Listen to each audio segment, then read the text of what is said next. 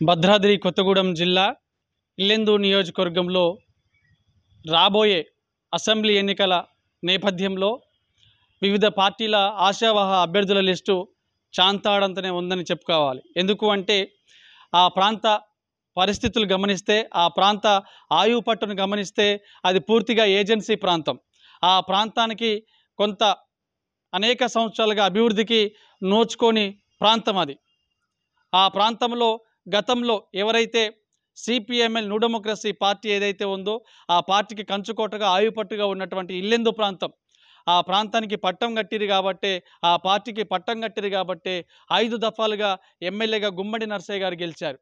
ఆయన పాలనకు, ఆయన ఎమ్మెల్యేగా గెలిచిన తీరును చూస్తే ఆయన నిజాయితీ, ఆయన నిస్వార్థ సేవకు ఇల్లెందు ప్రజలు హ్యాట్సాప్ చెప్పక తప్పదు. ఎందుకంటే అట్లాంటి ఎమ్మెల్యేని మనం ఇక చరిత్రలో చూడకపోం కూడా. ఎందుకంటే ఇప్పుడున్న సాంకేతిక టెక్నాలజీ, ఆర్థిక, డబ్బు రాజకీయాల్లో అట్లాంటి ఎమ్మెల్యేని మనం చూడం. ఆ తదనంతరం కూడా ఇల్లెందు ప్రాంతంలో, ఆ బొగ్గుట్ట ఏరియాలో, సింగరేణి పరివాహక ప్రాంతంలో, ఆదివాసీ గిరిజనులు నివసిస్తున్న ప్రాంతంలో అనేక పార్టీలు పురుడు పోసుకున్నప్పటికీ కూడా సిపిఎంఎల్ న్యూ డెమోక్రసీలో చీలికలు రావటం ద్వారా ఆ పార్టీలో ఉన్నటువంటి కొంత దాన్ని కూడా మనం చూడొచ్చు. వాళ్ళ నాయకుల మధ్య విభేదాలు అయితేంది, పార్టీ సిద్ధాంతాల పట్ల విభేదాలు అయితేంది, కొంత అది క్రమేపీ సన్నగిలుతున్న తీరు మనం చూడొచ్చు. అదే ప్రాంతంలో చూసుకున్నట్టయితే తదనంతరం కాంగ్రెస్ పార్టీ పూర్తిగా అప్పటి నుంచి ఇప్పటిదాకా కాంగ్రెస్ పార్టీకి కంచుకోటగా, ఓటు బ్యాంకుగా ఉన్నట్టు మనం చెప్పుకోవచ్చు. గతంలో కూడా 2 పర్యాయాలు ఎమ్మెల్యేగా కోరం కనకయ్య గెలిచినటువంటి మనం తీరు చూడొచ్చు.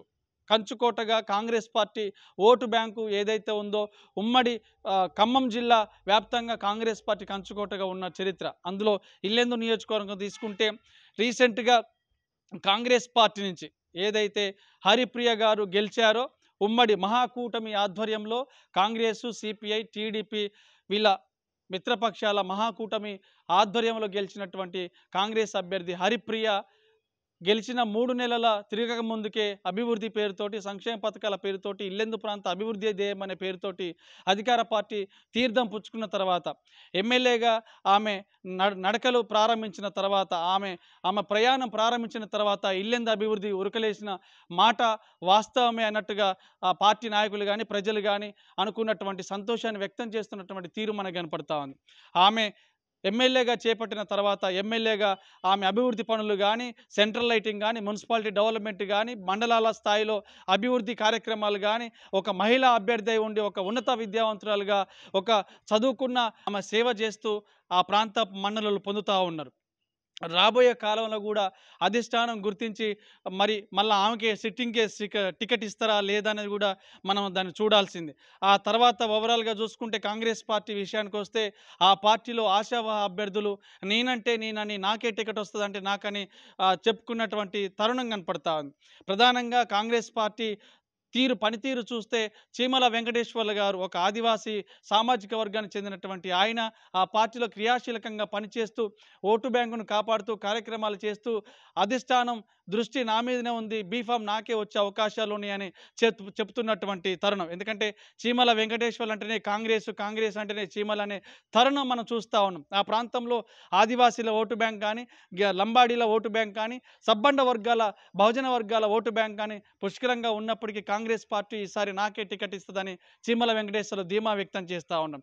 అందులో భాగంగా కాంగ్రెస్ పార్టీ లిస్టు చూస్తే గుగ్లోత్ రవినాయక్, ఆ తర్వాత ఇస్లావత్ లక్ష్మణ్ నాయక్, ఆ తర్వాత డాక్టర్ శంకర్ నాయక్, ఆ తర్వాత విజయలక్ష్మి, ఆ తర్వాత ఇంకా చెప్పుకుంటూ పోతూ ఉంటే పెండెకట్ల యాకయ్య గారు, వీళ్ళంతా ఒక ప్రాంతానికి చెందినటువంటి గుగ్లోత్ రవిని చూసుకుంటే ఒక డాక్టర్గా సేవలు అందిస్తూనే ఆయన కాంగ్రెస్ పార్టీ తీర్థం పుచ్చుకున్న తర్వాత నేను కూడా ఎమ్మెల్యేగా పోటీ చేస్తా అని వాళ్ళ సామాజిక వర్గంలో అంచెలంచెలుగా ఎదుగుతూ ఆయన కార్యక్రమాలు చేస్తూ ఆయన ధీమా వ్యక్తం చేస్తూ ఉన్నాడు.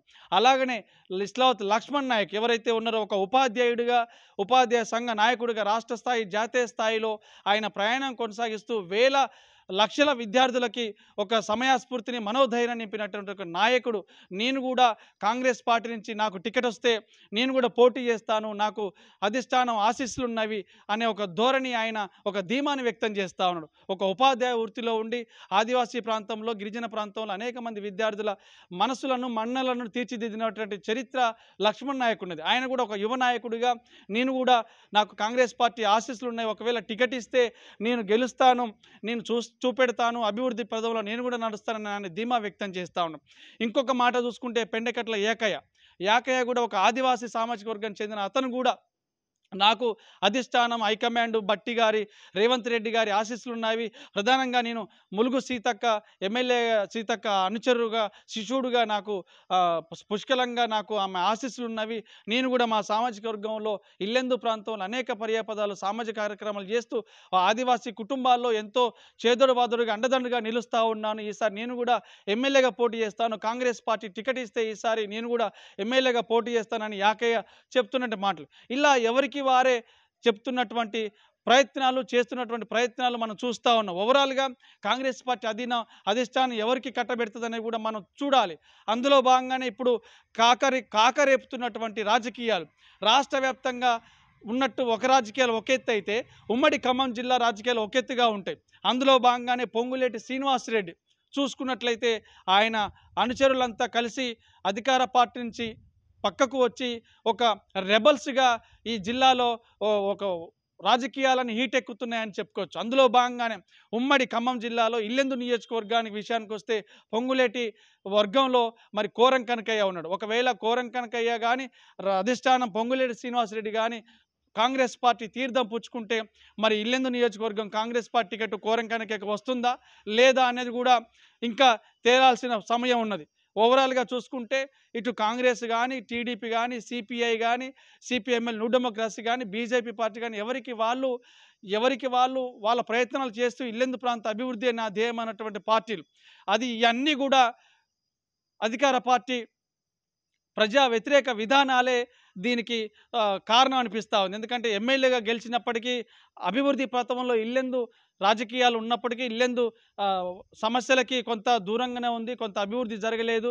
దాంట్లో భాగంగానే ఆ ఎమ్మెల్యే గారి భర్త హరిసింగ్ ఎవరైతే ఉన్నారో షాడో ఎమ్మెల్యేగా ఆయన అనేక కార్యక్రమాల్లో ఆయన తలదూరుస్తూ ఉన్నాడు అనేది కూడా కొంత ఇల్లెందు ప్రాంత ప్రజలు అసహనం వ్యక్తం చేస్తూ ఉన్నారు. ఓవరాల్గా రాబోయే ఎన్నికల్లో ఏ పార్టీకి ఎవరెవరు నిలబడతా ఉన్నారు, ఎవరెవరికి బీఫామ్లు వస్తూ ఉన్నాయి, ఎవరెవరికి టికెట్ వస్తూ ఉన్నది అనేది కూడా మనం చూడాల్సిందే.